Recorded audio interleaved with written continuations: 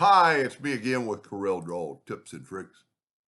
A little bit of different type pattern that you could change up from looking like this to looking like this, depending on it, how you move it over or convert it. And a tool I've never really used and didn't ever really see the advantage to it, the Distort tool.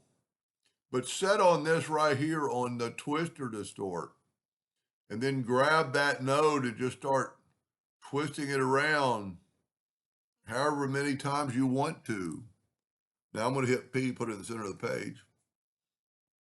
And then I'm going to take a rectangle, hold down the square, the control button so it's perfect. And I just want some corners showing. This could be a little bit bigger, so I'm going to hold down the shift key. Because I want some irregular, you can't have this. You don't want to go, you want some corners. So I'm going to hold down the shift key and bring in a little bit more. And I'm just going to call that good. Now I'm going to, as always, I group this together, Control G. And then I'm going to take my Smart Fill tool, just set on blue, and I'm going to get those four corners plus that. Now I can move this out of the way, and there's my graphic. Now Control G to group it. Let's make it 2 inches. And this is where you can change it to make it, I think, look better. Because you want to, if you just took this and made a duplicate, it might change my nudge factor to 2. If you just do that, nothing really lines up.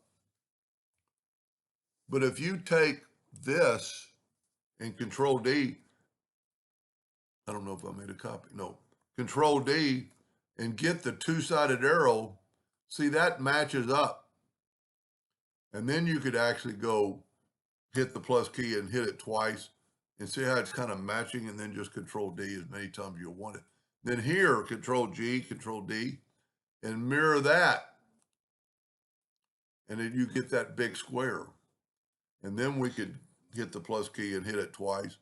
So you're getting that big square again and again and again, or triangular shape.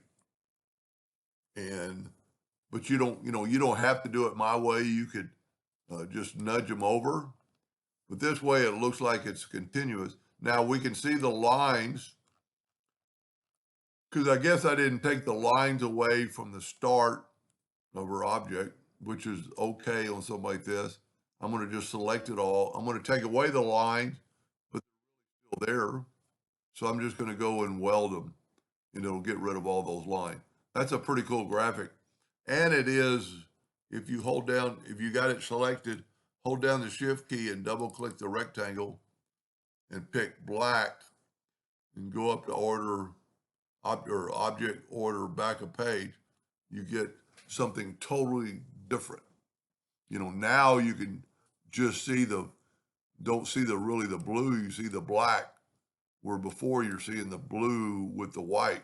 And you could do a lot, if you got that black selected, I just always keep playing, get the interactive fill tool and just swipe across and then go elliptical and move it in the middle, and you get a total different look.